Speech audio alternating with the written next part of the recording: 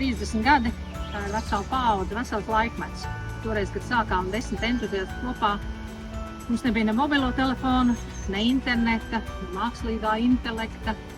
Tomēr viena lieta, kas mums ir gājuši cauri gadiem, kas ir nemainīgi, izcili, tas ir mums latviešu saimnieks.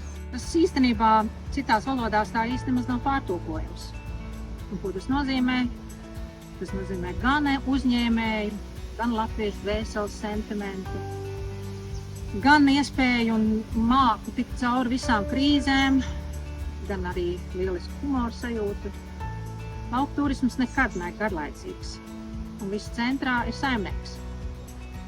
Lauku turisms iet pretī straumei, mēs arī mākam izcīnīt uzvaras, mēs mākam turpināt savu ceļu, visi kopā, mums ir pleca sajūta, mēs esam stipri, zināmi un priecīgi, lai kāda laika mums iet un nāktu.